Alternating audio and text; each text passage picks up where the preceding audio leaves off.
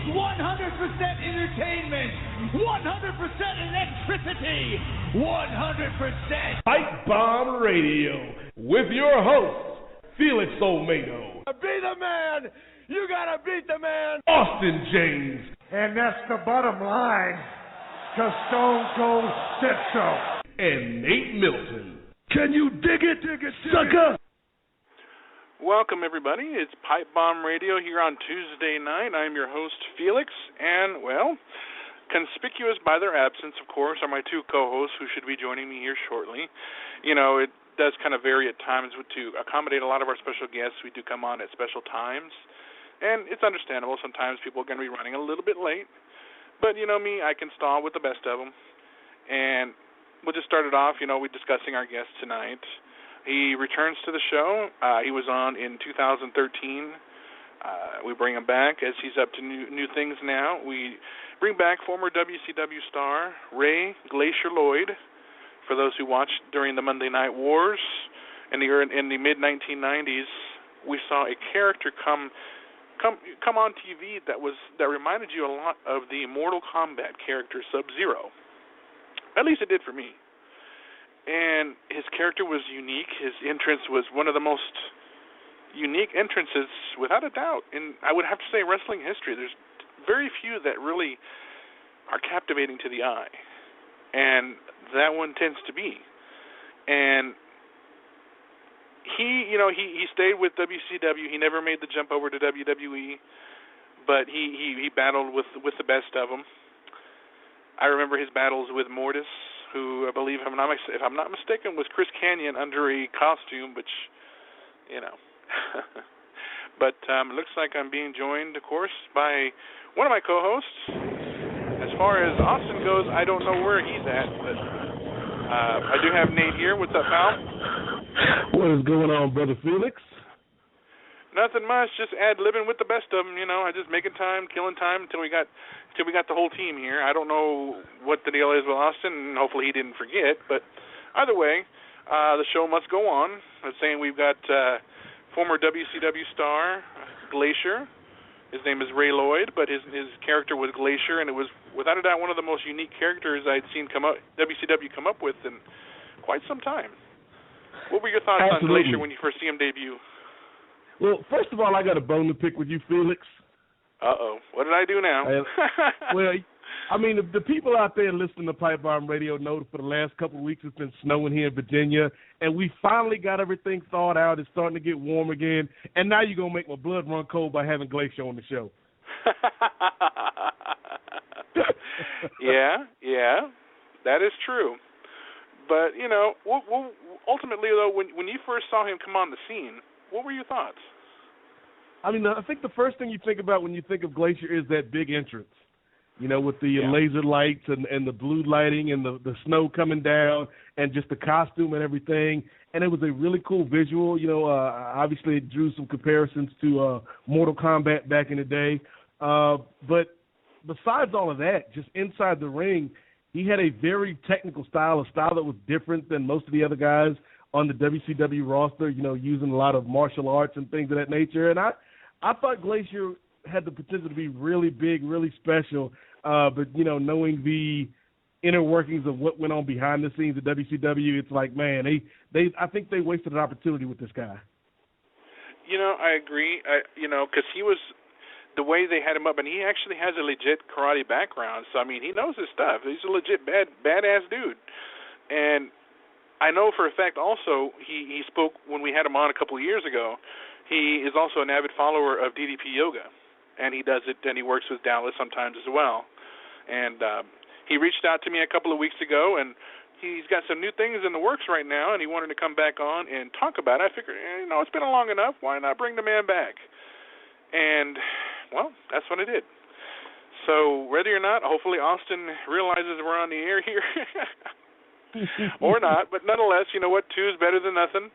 We're going to rock this. You and I are going to do this, and we're going to do it good. So I'm going to go ahead and place the call here to Mr. Lloyd. I believe he is waiting for our call, so bear with me, folks. I'm going to go ahead and attempt to contact with no problem here. Knowing me and our phone systems, I always wonder how good I can do this. I won't know until I do it. So I'm just going to enter that in here. Give me 1 second.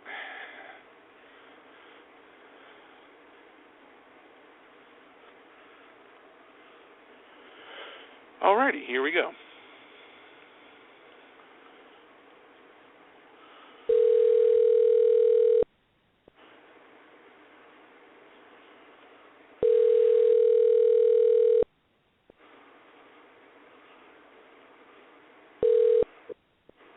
Hello. Hello, may I speak to Mr. Lloyd, please? Hey, this is him. Hi, this is Felix. I'm joined with my co-host, Nate. How you doing, sir? Hey, I'm doing good, guys. How are y'all? Doing great. We're glad to have you back on the show again. It's been a couple years, and you know we haven't talked, so we don't know what's been going on. If you've been following pro wrestling, if you've been following DDP yoga, what's going on with you? So I guess that's how we'll just kick it off. What's new? What's new going on with you right now? Since we last spoke? Gosh, let's see. Where do I begin? Let's see.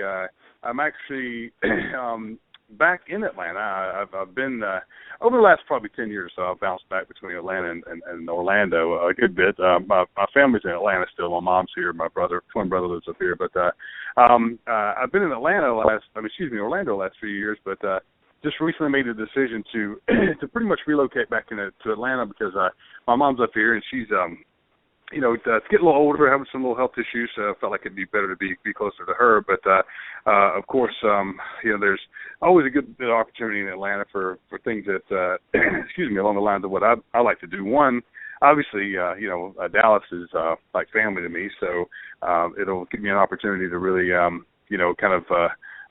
work, be back in the position to work, live and in color with him, there at doing the DDP yoga at his house. And then, of course, I'm not sure if you guys have heard, but excuse me there. I'm sorry, I got a dry throat here all of a sudden. Paige is getting ready to open up the DDP Yoga Performance Center here in Smyrna, Georgia, which is basically just a sub-area of Atlanta. But so I'm excited to I've been inside the facility. I've seen that they're doing the last bit of work on it. And, man, I tell you, it's going to be it's going to be awesome. It really, really is awesome. I'm not just saying that. I mean, it is going to be. If you know anything about Dallas Page, he does everything full speed. He doesn't do anything halfway. So I'm really, really excited for him. I'm excited to hopefully be a part of it with him and help him continue to build that legacy. But and I've got some other exciting things going on. I mean, I'm still looking to pursue the TV and film acting career, which of course right now Atlanta, you couldn't get anywhere hotter in the whole country than Atlanta to be in, trying to make an imprint into the TV and film industry. And luckily I have some very, very good contacts here in the industry in Atlanta. So I'm definitely going to be utilizing those. And and a couple other things, but I'll kind of stop and take a breath there, and then we'll kind of catch up a little bit. I'll tell you about some other stuff. No problem. Oh, very cool, very cool. Well, let's stay within the state of Georgia because I was doing a little bit of research before we had a chance to talk to you tonight, sir, and I uncovered the fact that you played football at Valdosta State. Yeah, actually, I tell you what, funny thing is, I grew up, born and raised in Brunswick, Georgia, which is about an hour south of Savannah, and that lived there pretty much my whole life till I graduated, and played high school ball, had a great time. Actually, I was the first all-free football player ever from my high school, which is kind of a cool title to have. And went on signed a scholarship to play at Valdosta State. And you guys may be a little too young to remember, but back during that time in the early '80s, Georgia kind of was going through the colleges were going through a huge growth spurt as far as football programs. Georgia Southern had just started a program. West Georgia had just started one. Of course, Valdosta State. So I was a proud charter member of the Valdosta State football team, which I was on the very first team ever at Valdosta State. And great experience for me. I redshirted my first year due to a knee injury, which was like my first real introduction into going to the next level. Was all of a sudden you're getting hit by guys that everybody's good. And all of a sudden, here I am, just 18-year-old kid, still trying to figure things out, but redshirted my freshman year, went on to play 4 years, straight through after that. Started 3 of my 4 years after that, and played ball with just some awesome guys. Just reconnected with a buddy of mine that I played with those first couple of years named Mark Catano. He was a Kodak All-American, went on to play for the Steelers for a few years.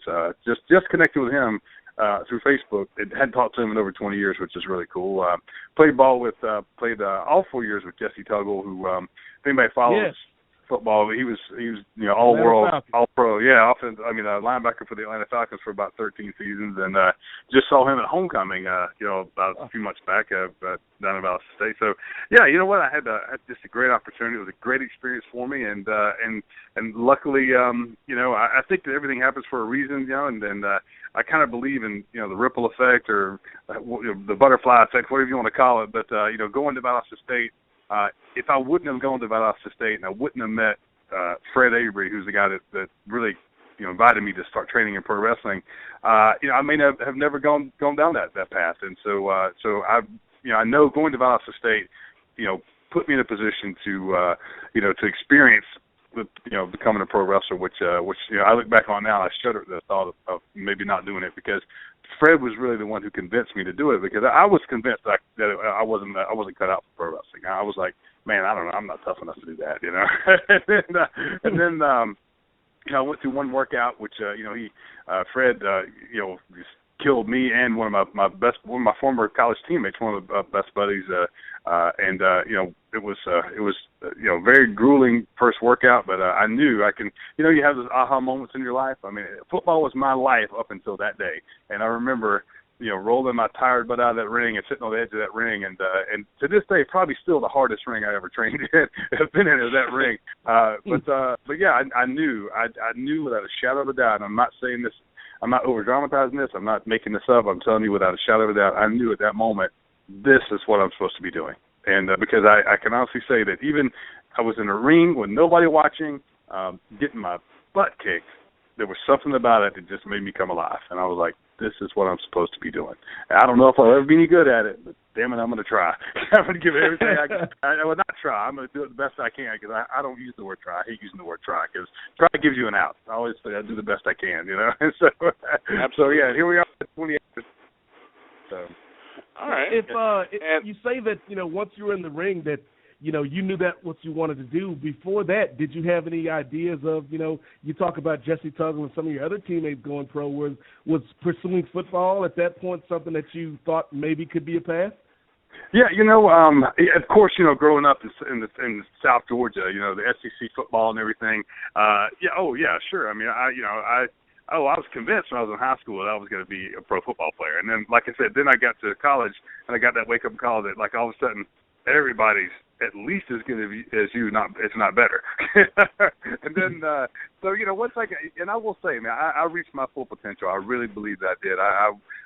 Me and Jesse and several other guys, we actually stayed during the summer of our senior year, and our head coach actually got us jobs working construction for the university. And so we would work and then go straight to the weight room.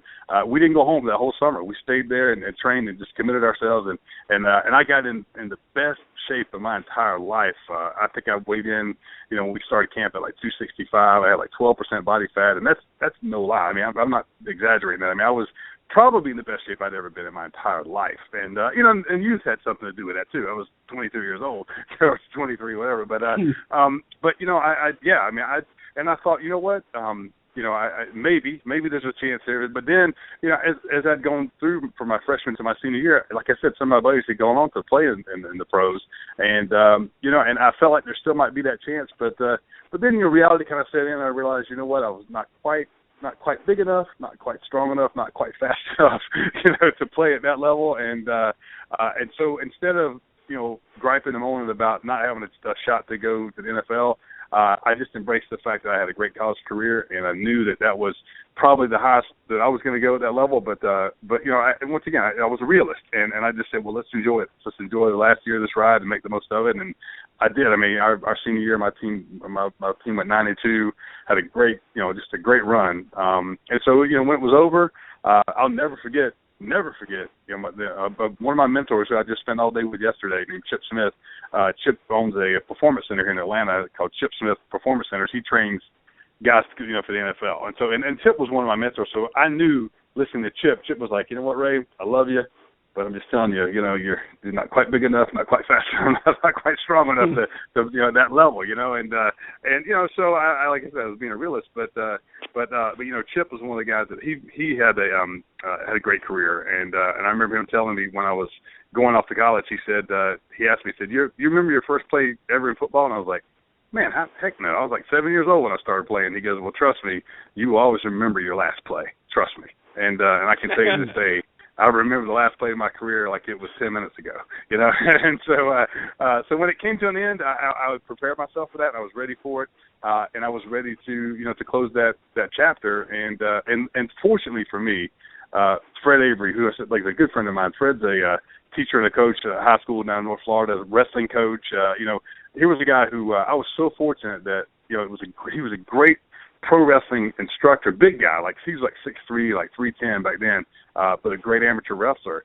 So not only did we learn, how to break into the business, but we also learned how to protect ourselves in the ring, and that's one of the things that to this day I always thank him for, because, because in the late 80s, it wasn't like it is now. I mean, you didn't go find a wrestling school. The wrestling school kind of found you, and if you were lucky enough to get invited, you were going to get your butt handed to you for a long time before you were able to hang that label over your head that said professional wrestler, and it's one of the things that really frustrates me so much. Too. Oh man, and it's so much. I always say that there's so many people out there, and I don't mean this too personally, because I applaud anybody who wants to chase their dream to be a pro wrestler, but you guys know too. You guys are around the business a lot. There's a lot of guys out there, a lot of guys and girls that are out there running around, and I always have a phrase I say, playing pro wrestler, and they don't take it seriously. They're out there, they're just kind of having fun with it, and I'm not to say that's all bad, but I mean, I just know what it took for me to be able to proudly call myself a professional wrestler, and I do think I think without a shadow of a doubt that yes, it is a title to be earned, not one just to hang around your neck. And I think too many people today don't earn that title. But a lot of times it's not their fault. It's whoever they get to train them who's not qualified either. And they think that they've earned the title when they really haven't. so I try to always I try to respectfully let people know when I feel like that maybe they haven't quite earned the title yet.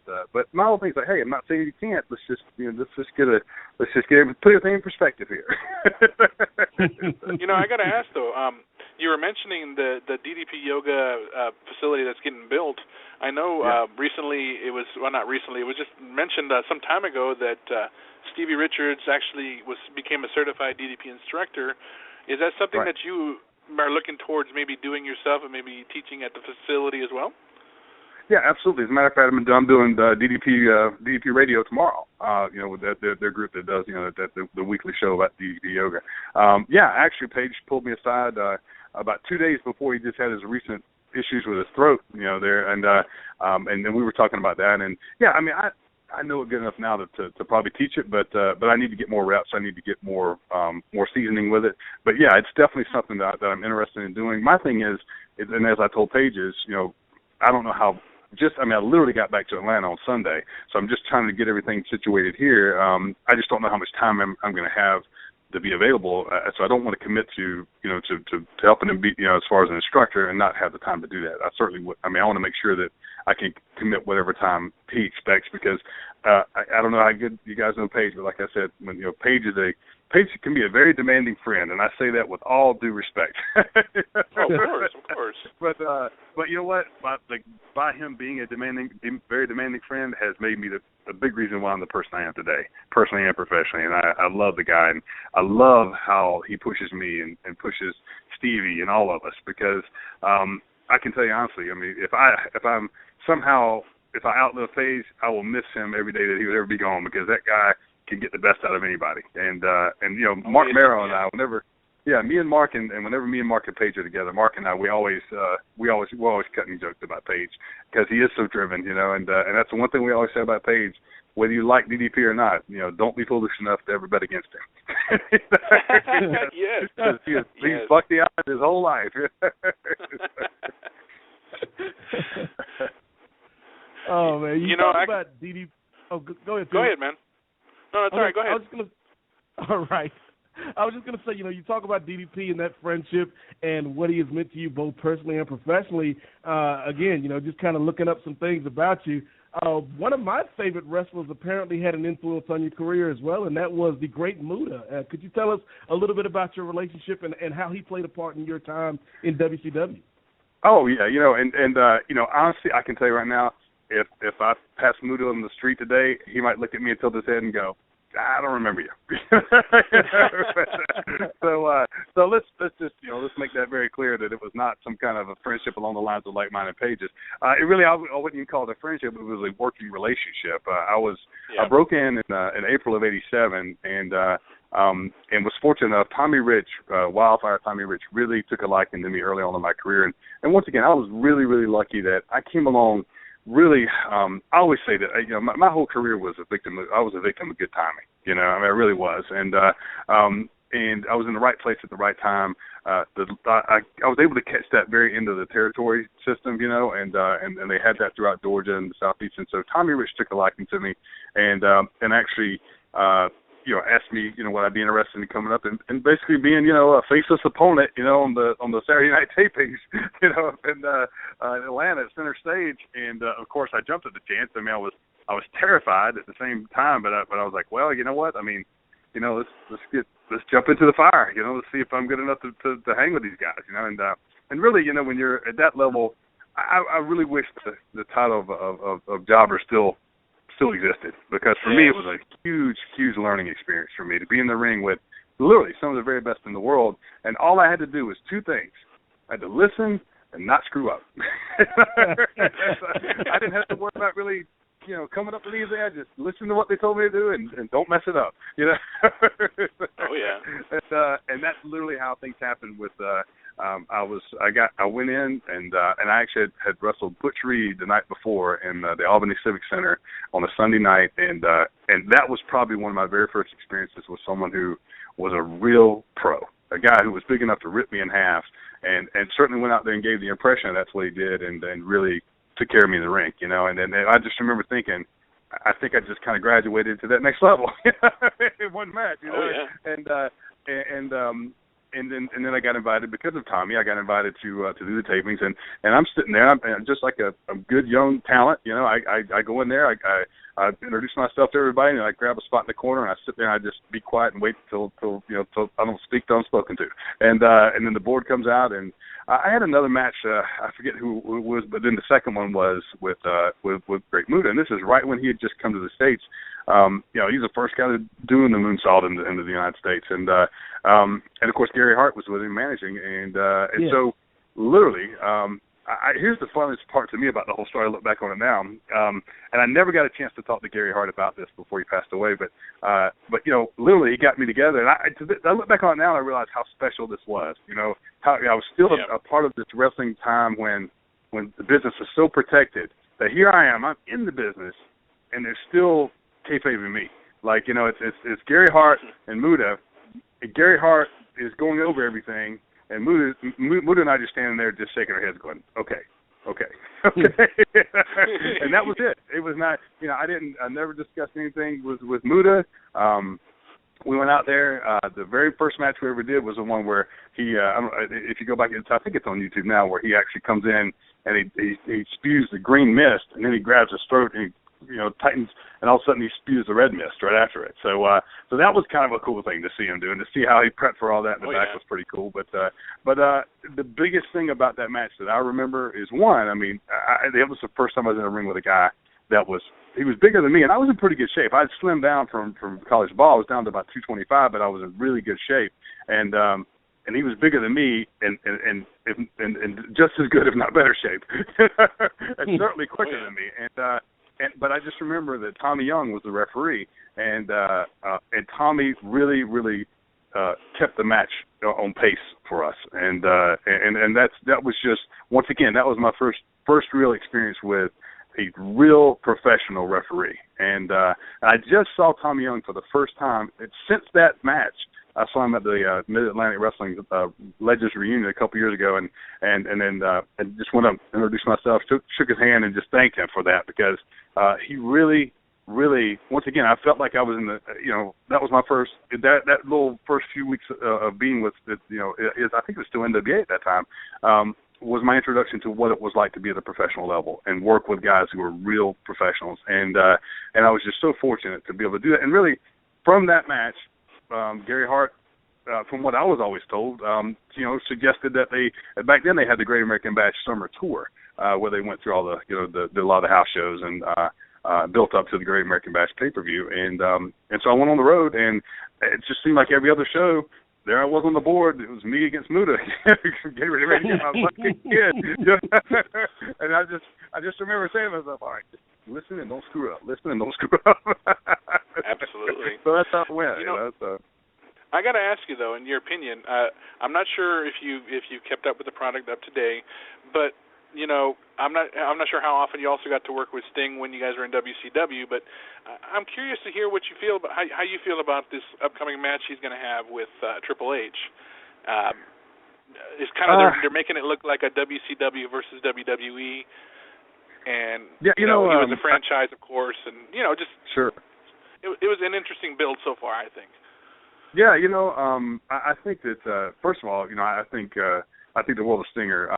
We've always had a good, working relationship. Once again, I would never ever, I never got to the point where I call him a close friend, but someone that we always spoke in passing. We always had small talk. We just it was always a good working relationship, and it still is whenever we see each other.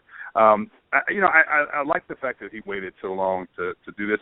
Honestly, I would have been perfectly fine if he never would have went to WWE. I think in a way that kind of would have been pretty cool too, But let's face it, you're not the first person to tell me that too. Yeah, in the grand scheme of things, I understand it because I think he's I think Sting is also, he cares enough about the wrestling business to also do this, I think, as much for the fans as he's doing it for himself. Because I think he sees that the wrestling fans, God bless wrestling fans, they're the most dedicated fans in the world, the most loyal fans in the world. And let's face it, there's been a lot of, and I'm not pointing the finger at anybody or any one entity at all, but let's face it, it's at times been kind of stagnant, over the last few years, and they never had that. Like me and my close circle of friends, and we sit around the round table and talk about the wrestling world. We always say that wrestling for years has been waiting for that next big thing, and since the NWO we haven't had it, and everybody's like, when's that going to happen? And I think maybe the Sting thing is maybe the closest we're going to get anytime soon. So I think if people go into the match just understanding that what you're seeing, let's face it, Triple H is a heck of a talent too, and whether people agree with personally, his philosophy on things or whatever, or his position with the company, but you have to realize too, and I say this with all due respect because I'm in this category too. You're looking at guys who are, still in the twilight of their career. Triple H is in his mid-40s. Stinger is 50, or 51, or I know I'll be 51 in May. I think we're about the same age. So, I think as long as people understand that, you're not looking at, guys, in their 20s. It's extremely difficult to get out there and do what we do. And after years and years and years of doing that, of course, when you're at WrestleMania, somehow, everybody, you kick it up a notch because it's WrestleMania. But, I really think that Stinger's doing it more, or as much for the wrestling fans as he's doing it for himself, because I feel like that I just know him. I know how dedicated he is to this industry, and he's a smart guy too, but I think he really, I'd like to think, that he's doing this because he feels the fans deserve something like this, and I really believe he'll do his best to give the best performance he can possibly give, and I'll certainly be watching it, and I hope it goes off great. You got, Triple H is the guy that, I'm sure you guys have heard people say all along. He's the guy that, you can put him with that big other name, and he's always the guy that can get the best match out of him. So we'll see. I hope it happens. I really do. I'm looking forward to it. Awesome. Absolutely. I'm a Sting fan, so I'm looking forward to that. But let's go back a little bit, because something I was looking forward to as a younger fan back in '95 was something that flashed on my TV screen in WCW, and it said "Blood Runs Cold." and I was just, Felix and I were talking about it before you came on, about the Glacier character, and I was like, man, the entrance was amazing. The costume was just something so different. Your moves were different than a lot of the guys were doing at that time. But for whatever reason, it seemed to me that after that initial month or so, they didn't know what to do with you. What was your experience like, with that character, and was it frustrating for you at the time? Oh yeah, you know what? And I'll tell you what, that's you did a really good recap of that whole first part of my career there with WCW. Yeah, it was an exciting time because I'd been in the wrestling business 9 years, and I finally gotten this break that really kind of came out of nowhere. And it's one thing I tell every young wrestler who aspires to pursue a career in this business is, you can want the fame and the fortune, but you can't want that first. I mean, this has to be your passion, and you have to understand that it literally is a 1 in a million shot to get a chance to go to that top level and make a living doing this. And even if you do, it may not last that long. So, it's just a crazy business.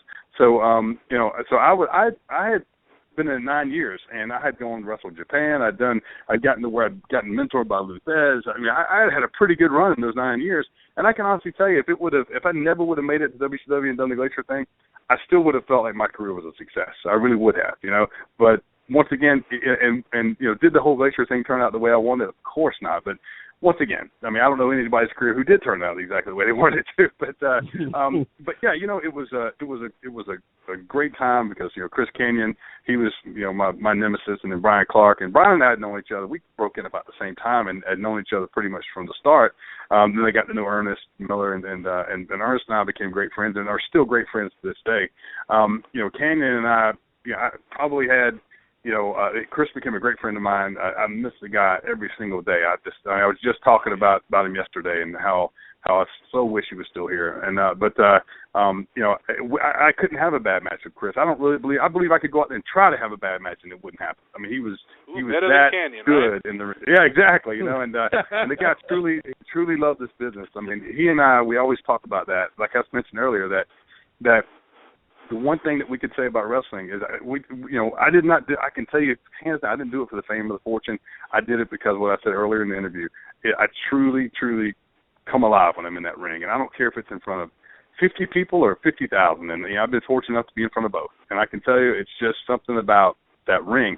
And so when I got this whole this whole gimmick and it started kind of developing into what it became, I can tell you straight up, I mean, just from my experience and what we saw going on, me and Kanyon and Brian and Ernest, was they really didn't know what to do with it. They thought they did, and I think Eric had a certain vision, but then everything, the whole NWO thing started, and of course everything took a backseat to that. I mean, let's face it. I mean, that was something that turned the whole wrestling world upside down, and was great for a while. But yeah, that was the one thing that Paige was the one who was and I don't know if you guys know that, but he was the kind of the mastermind behind this whole thing. He was the one who presented us to Eric, and then Eric had this idea, and Paige was kind of assigned to, basically kind of oversee us, to make sure that we did everything we're supposed to do to keep this thing going and try to come off without a hitch. And so, but even when they started running I'll never forget, I was sitting at home watching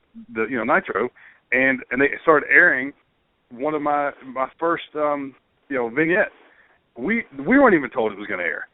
So first person I called Kanyon, I go, "You watching what I'm watching?" I was like, "Who said they were going to start airing this right now?" And then of course, in my personal opinion, it went a little too long. But that's kind of like they were trying to figure all this out, And but yeah, it was. But overall, the one thing that I remember Eric always telling us is that they wanted this, the higher ups wanted this concept to be basically, because Mortal Kombat was the hottest thing going at the time. Of course, video games were hot. Yeah, and so they said, be a video game come to life. We want heavyweights to move like cruiserweights, and we want you guys to play it straight up, not silly, not comical. We want you guys to play it like it's life or death. And so, and we always did. And I challenge anybody.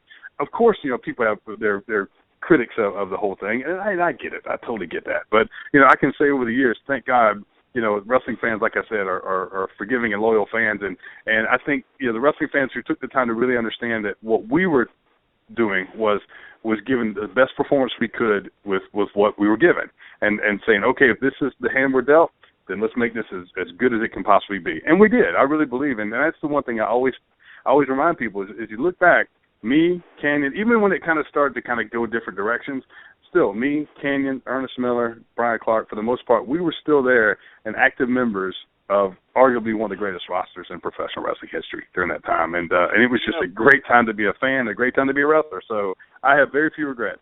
Even at that time as well, you bring up that time and people that remember those eras at that time, you look at a guy like Fred Ottman, who was the Shockmaster. And that still gets talked about. His entrance into WCW is still get talked about and mentioned as one of the craziest moments in wrestling history. And he embraces it. He says, it is what it is, and I accept it. It was a fumble, but you know what? I made the best of it. and that's what professional wrestling is so much of a spectacle. That's what you have to do. I mean, I was just explaining to someone the other day that I remember when they first, I'd already, committed to signing a contract, and then once we started putting this idea together, all of a sudden I remember thinking, oh my God! I mean, I've spent my whole last 10 years of my life dreaming of this moment, but I didn't dream of this, And so I called up Lou Thez, and Lou was someone obviously that I'd gotten to know in Japan, and obviously I valued his opinion. I mean, he's the Babe Ruth of wrestling, and I can tell you honestly, I've told this story a million times, and I never get tired of telling it because.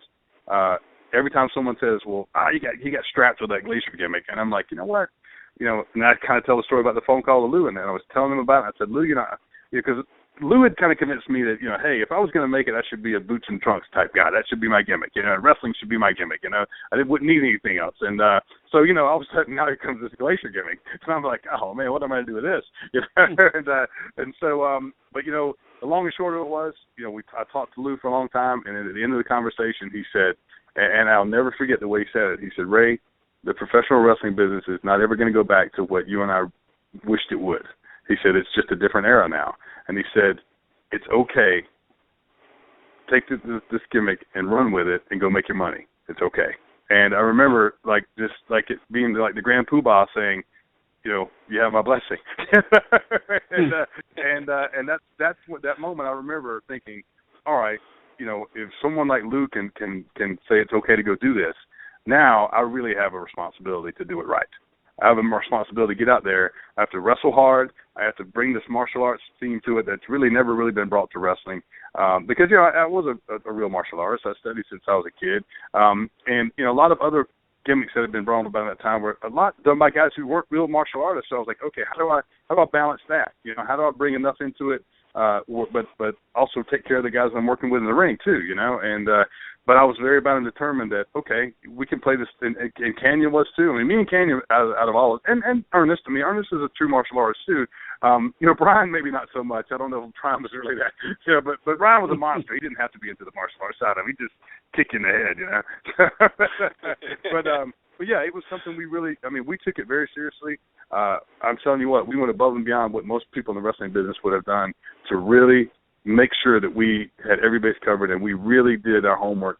And I'm telling you, we ate, slept, and breathed that gimmick for a lot longer than we probably should have, but we cared that much about it. We truly did, and we cared that much about presenting something to the fans that we felt like was going to be unique enough for them to remember and make them feel good about what they were seeing. And I learned from Lou, that's the main goal of anyone in wrestling is to make people, give them a feeling that they can remember. Not so much that they may not remember what they saw you do or what they heard you say, but they'll remember the way you made them feel. And if that's a good memory, then you did your job well. And that was always our goal, to do that.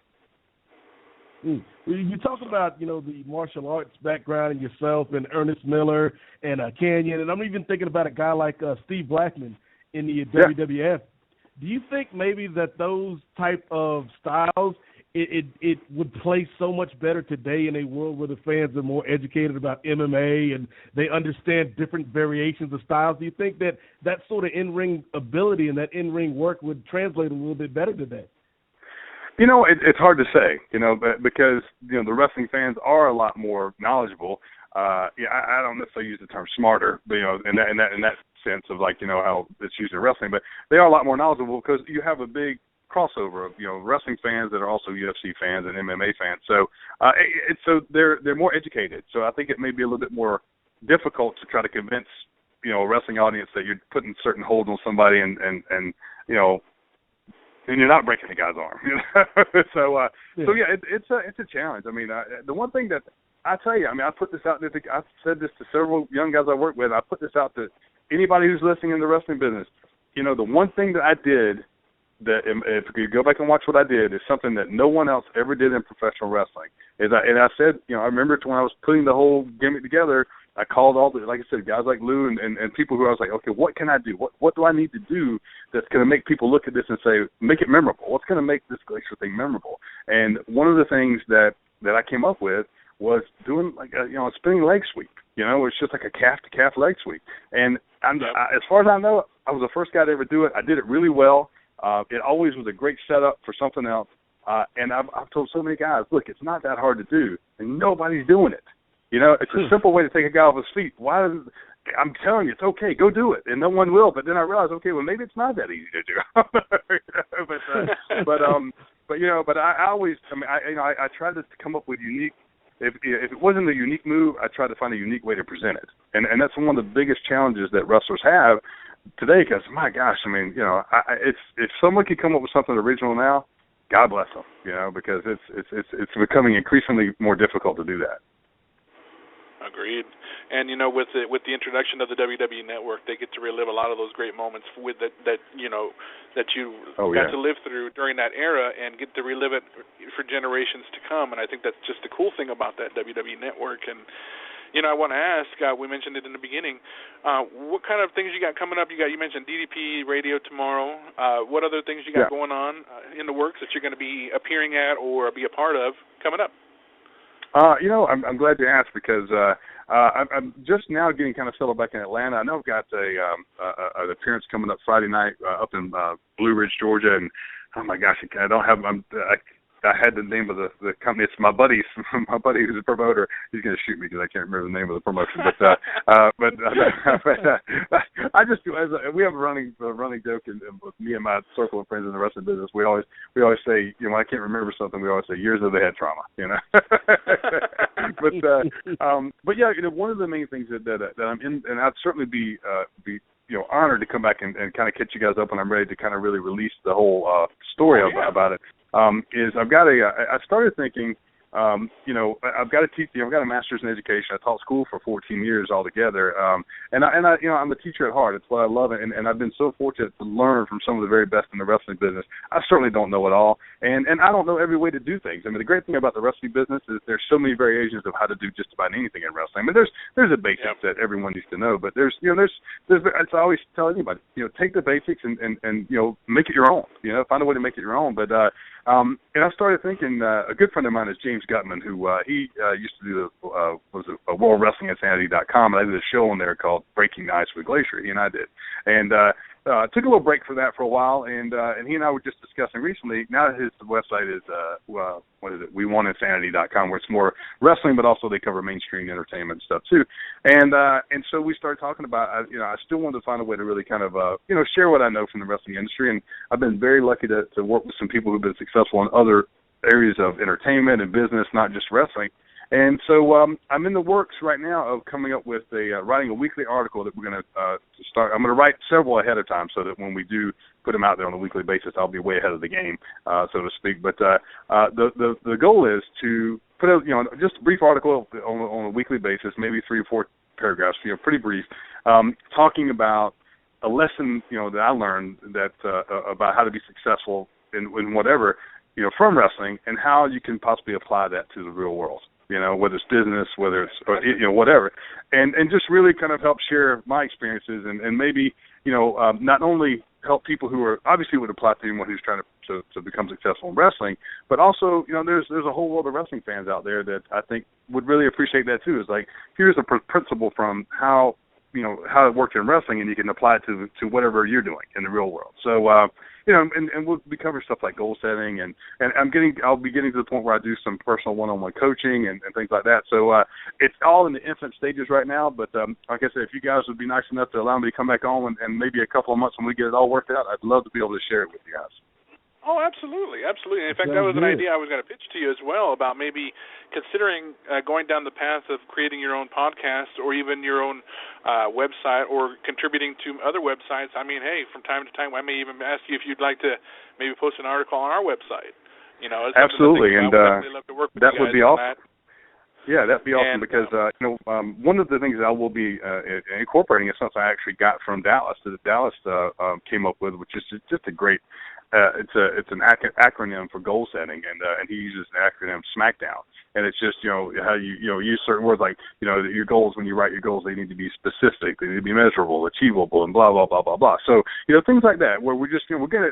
The thing is, I want to be able to teach some great success principles, but at the very end of the day, I just want to have some fun doing it, and I want people to have fun learning it, and it's, I believe if they have fun learning it, that they'll share it with someone else, and that's my goal, is to just kind of take something that I learned from wrestling, not only share it with other people in the wrestling, but share it with other people who like wrestling and love wrestling and care about wrestling, and maybe they can share it with someone who has no interest in wrestling, but they all of a sudden will have a principle that is that works in the wrestling industry, that can work for them. So it's kind of like I said, that ripple effect that hopefully we can kind of just touch a lot of lives. I just want to be able to leave. As Paige says, that's his reason for doing DDP Yoga. Is he wants DDP Yoga to be around a lot longer than he is, and I'd like to be able to do something similar. Is leave a legacy to where I made an impact in the world based on what I learned from wrestling. And if the people want to keep up with you as far as social media, I know you have a Facebook. Do you have a Twitter as well? You know what? I do. I am Glacier on Twitter. I'm getting ready to. We're coming up with a really cool title for everything, so I'll be adding a new Twitter. Title of that. I just reactivated my fan page on Facebook, and I'll be everything I post on my personal page, I'll be posting on my fan page, which is just Ray Lloyd Glacier on Facebook, and I'm just getting everything geared back up. So we'll be kind of sprinkling a little bit of publicity here and there as we go, and then once we get ready to kind of make an official announcement about everything, I'll be putting it all on Facebook, and then of course we're constructing the website right now and all that. So it's all coming together, guys. It's coming together.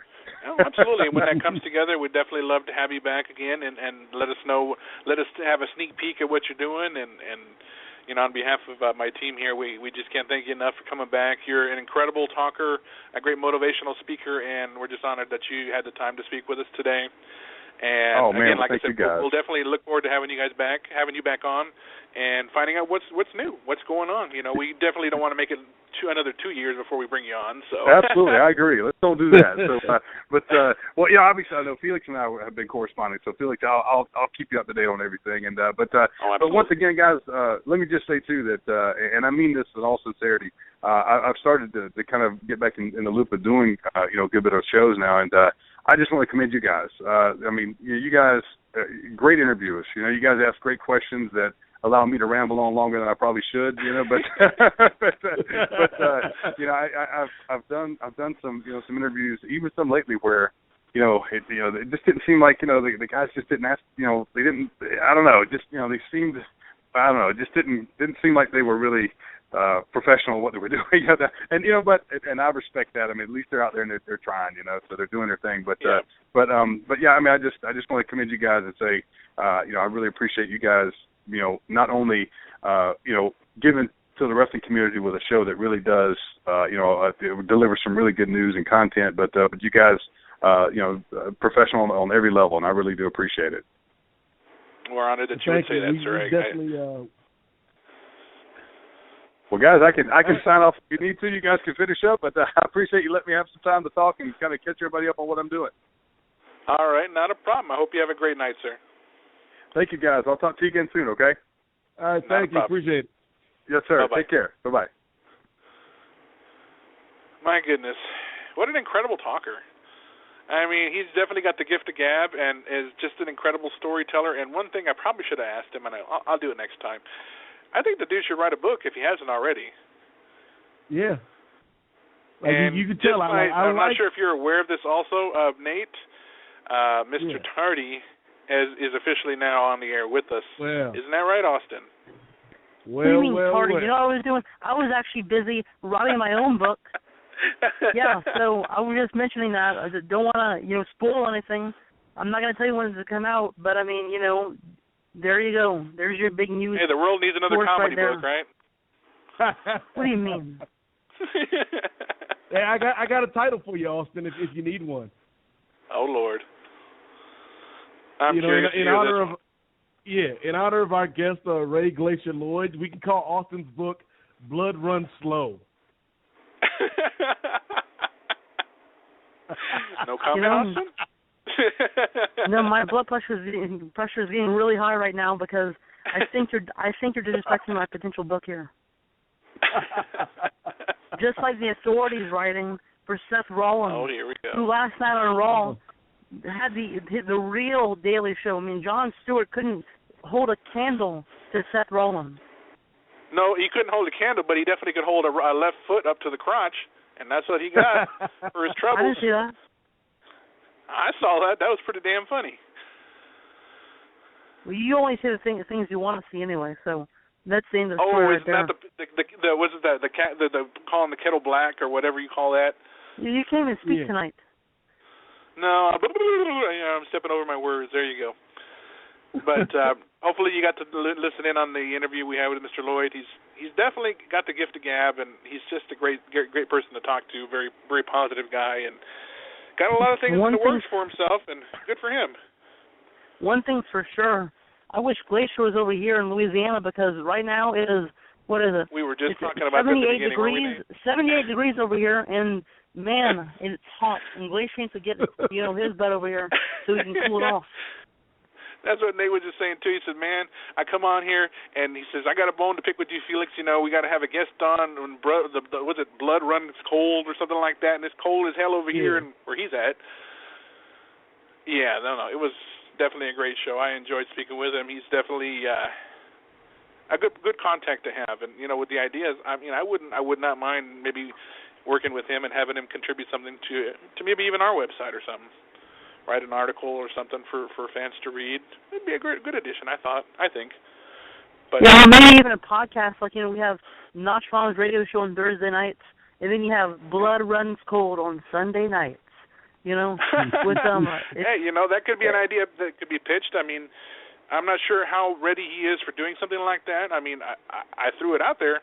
I don't know if he's ready for it or not, because he's also talked about becoming a DDP yoga instructor at the new facility once it's built, because I know Stevie's certified. I think he's working towards that as well, if he hasn't already. Stevie's really into it. They're actually making a performance center in Georgia right now, and it's going to be amazing. I've been doing DDP yoga for the past, 8 months going, and it's the greatest thing I've ever done. Not even kidding. DDPyoga.com for all the information. I mean, they have the max pack, and if you're not listening to Chris Jericho, the greatest thing is Subway tuna sandwiches with tomatoes in them, huh? I got old. Those are old. Those aren't magical anymore. Now I like avocados because they talk about that all the time. Avocados is like the fruit of mankind, the vegetable of mankind. But DDP yoga is something else, and I know Chris Jericho always talks about it. He actually does it himself, and Stone Cold Steve Austin does it as well. Big deal. Jim Ross actually. It's definitely allowed the guys to have more longevity in wrestling, I think. Mm. And with you, I think if anything, it just might make your hair taller. Yeah.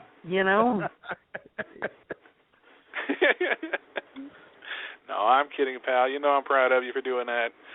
But as far as WrestleMania goes, the way they're talking at this point, with The Undertaker not making any official appearances until WrestleMania, kind of similar to the WrestleMania 20 aspect when he was facing his brother Kane, I think that could turn out to be pretty good.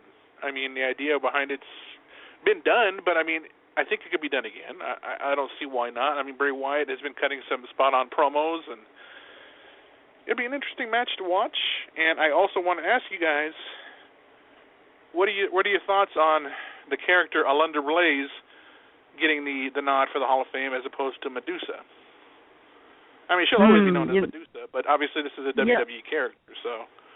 It's really interesting. I know right now she's doing really well for herself on the terms of monster type of trucks. She has her own monster truck called Medusa. That's appropriate. And going out and doing her thing, and it's awesome. I don't know if you've ever seen it. The trek itself looks incredible. But, I mean, her going to the Hall of Fame, I think it's highly, especially for everything she's done. Well, I know, the whole controversy about her throwing the WWF Women's title into the trash in WCW Live TV. But, I mean, that's one of the moments people remember. So, I mean, controversy creates moments, special moments that, whether good or bad, they're always going to be remembered, and she's going to be remembered forever. Now, being in the Hall of Fame, I mean, that's, legacy immortalized. Well, I thought what was interesting about it, Nate, too, is that she actually gets to go into the same class as the Macho Man, and Team Madness gets to enter the Hall of Fame together. What are your thoughts? Yeah, that's going to be very cool. I think it's awesome, but at the same time, it's a little bittersweet because I think more fans know her as Medusa than they do Alundra Blaze, whether you're talking about the AWA days or her time at WCW. So I'd rather her go in as Medusa, but I'm just happy that she's going in because she definitely deserves it. I mean, they talked about it on Raw last night, how her style influenced a lot of the divas and the knockouts that we see today. So, I've always been a fan of hers. I think that, unfortunately, I don't think companies always knew how to use her properly, especially at the end of WCW where they had her like she was dating Evan Courageous, and then she was dating Spice, the Nitro Girl. It's like, you're wasting this great talent. But I'm happy she's going in the Hall of Fame. Speaking of great talent, announced today, well, not really announced, kind of like, kind of spread it around the news, peanut butter jelly sandwich here. Samoa Joe supposedly has a deal with WWE going on. Not entirely sure of the details. Please don't let him be Joey Samoa.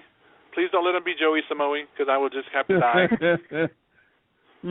Oh, my God. Yeah, I mean, I don't know. I honestly, what's crazy about this, I think without Triple H, it wouldn't have happened, or it wouldn't be the possibility of it happening, because trust me, 5 years ago, I wouldn't see Kevin Steen in WWE, right? And I love Kevin Steen, I love Sami Zayn, love all these guys, but I think Triple H has a lot to do with guys like, Kevin Steen getting into WWE, and Adrian Neville as well.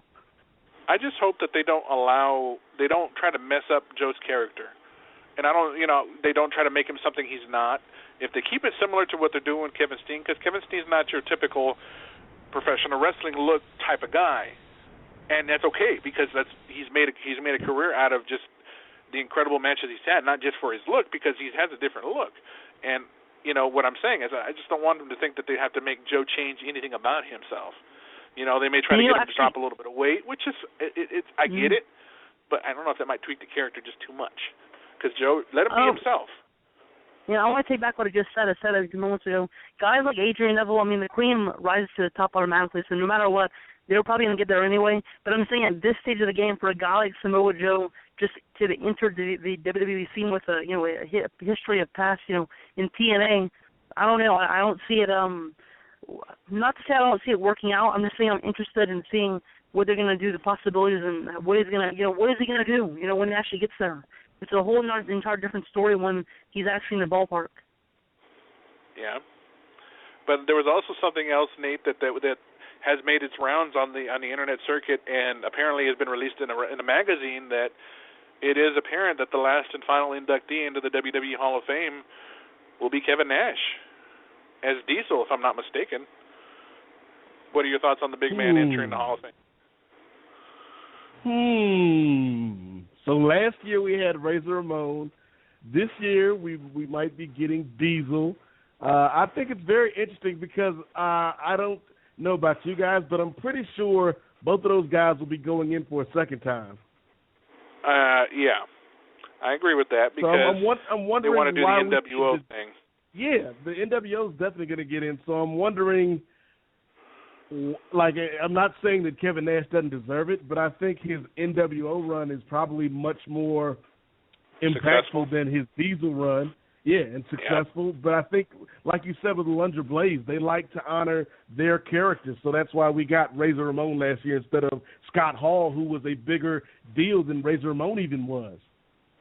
And we have that point, actually, that kind of bugs when me the to you guys, go ahead, man. I was going to say, when the NWO gets inducted into the WWE Hall of Fame down the line. I'm looking forward to Virgil having in his merchandise stand WWE Hall of Famer Virgil. I was part of the NWO. So, guys, I'm the part of the Hall of Fame. Buy one of my pictures, you know, $1 Million Man Ted DiBiase, you know, wrestling superstar. And if you guys ever seen Virgil, the merchandise table, that guy's he's a trip. I see Virgil in the merchandise table, but I also see a cactus kind of rolling in the wind across the road there. I don't see nobody coming to see him. I didn't see that. Where are you getting this from, Felix? But, you know, I wanted to mention, and what I thought was kind of a disappointment in their WWE Hall of Fame, they would pass up a chance to put in somebody with the likes of Ray the Crippler Stevens or Larry Zbyszko into the WWE Hall of Fame, which rightfully these guys deserve it more than, I'll be honest, Kevin Nash. Yeah. I'll be honest, Rikishi. Rikishi deserves it, but not right now. Just my opinion. And rather than give people who need to be recognized, they'd rather give second inductions to people that they find convenient for their product. Like giving Hall and Nash a second induction, you know it's going to happen. Hogan, a second induction, you know it's going to happen. You know, but yet they don't want to honor Savage's wishes and put his family in there. I can only pray that does still happen. I know that they play favorites, so I don't, and I think that putting in a Lunder Blaze over China was a direct slap in the face to her for the possibility that she could have been talked about, but maybe not now after the interview she did with Russo. You know, I don't know, and I don't attempt to think that I actually know anything about what's talked about up in Titan Tower, but little things like that kind of make it seem obvious that the actions that are done, that they're being done for specific reasons or what have you, and well, I'll just leave my opinions to myself. So. Good. Shut up. I wasn't making it so you can agree with me. I was just saying it because I know you have a hissy fit because, you know, I'm talking down about your authority and how stupid they are, you know. Well, you say that every single week, so I just take it as a gift. I don't want to exclaim on something that I already know, you know, what's the deal with their mission. Although I will say Stephanie putting John Cena in his place was pretty funny.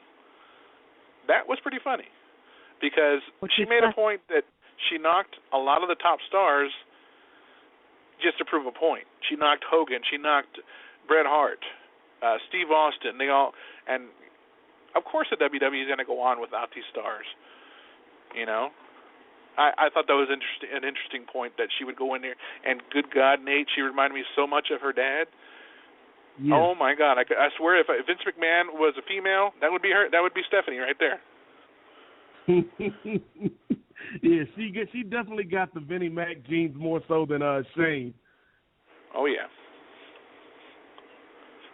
I don't hear any comments from the authority lover here, so I'm assuming he must agree with me, for once. No, you know my stance on it. Well, why stand have as far anything away more as you can. Just kidding. But I do want to throw out there before we get any further in any kind of discussion. This Thursday night, Not Your Mama's Radio Show welcomes former WWE referee Jimmy Corderas to the show. And, of course, next Tuesday night, it is still scheduled. Nothing's changed. And we will welcome the one and only Mr. Bruce Brother Love Pritchard to the show. I love you. That's right. I don't like you. I don't like you, Nate. I don't like you, Felix. But I like Brother Love. He's a nice guy. That will be an interesting conversation, considering we had his brother Tom on last November. Tom's a hell of a guy, just a person in general to talk to. Both got great history in the wrestling business, so it'd be curious. I mean, to get a backstage aspect, an office aspect into the business, not to mention the Brother Love character, managing the Undertaker. You know. It'll be an interesting conversation next week. And we have that, just so you know, guys, we will have that scheduled at 5 p.m. Pacific time, 8 p.m. Eastern, 7 p.m. Central for Austin and those people that live in the Midwest or whatever, in the middle part of the world. But any thoughts, anything else that you guys wanted to throw out there as far as Monday Night Raw that maybe I didn't catch? I gotta say one thing that is still problematic to me on Raw, and I don't know why they've done this, and I think that it is a storyline that could be really hot right now, but they've messed it up. At least in my opinion, is the whole deal with Randy Orton.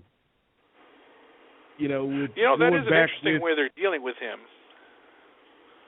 Yeah, because he's going back with the authority. We all know Randy Orton eventually is going to turn on Seth Rollins eventually, and that's going to probably set up their WrestleMania match. But why would he even go back with them? It's like, hey, these guys weren't really friends before. Not to mention, he did try to kill you on live TV with the curb stomp on what was it, the steel steps? I'm like, come on, man. Yeah. I don't know. What are your thoughts? Yeah, you got that right. Nate, you got that right. Seth Rollins with the curb stomp, he'll take anybody's head off. I mean, it's a fact that remains the same, and it's a fact that will always remain the same, even after WrestleMania, when my homeboy, Roman Reigns, believed that, like he says, every single Monday night, every single Friday night, Thursday night, actually.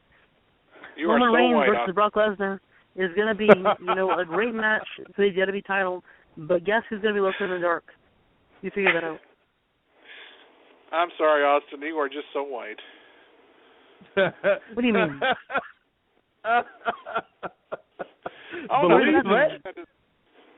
Just had to throw it out there, Well, I do my best. I try my best to, because me and Oscar, we have our dealings in the past, and our dealings that hasn't even, been truly and honestly dealt with in the future. That's still, let's say, to be determined between us, because obviously Nate has to agree with me on this point. Oscar is nothing on me. Come on, especially when you're not. I mean, is Oscar trained by Eminem? By my good brother, boy, dog, like they say, Jay-Z? No, he isn't. Enterprise, okay, Enterprise. Blueprint, okay? Blueprint. That's me. Blueprint of rap and rock and roll. Did you just say boob? The boob print of rap? Yeah, I would call you a big boob, but Anyways. Definitely a great show this week, Nate. I really do appreciate you hanging in there with me, Austin. I know things come up. I know you won't miss out on next week's show, and especially our recently announced show that we will be doing with Handsome Harley Race coming up later this month. Yes. That is going to be interesting, to say the least. What's that? Yeah, it's going to be. Did I just hear somebody say giggity? I thought I heard somebody say giggity. No, Nate said the king, and he's right, because two kings are going to be on the show at the same time. First time in forever. I mean, two kings, Harley Race and Austin James. It's going to be something that you guys, the listeners here, cannot afford to miss. The kingdom will be alive and well next, in a few weeks on Pipebomb Radio. No doubt about it.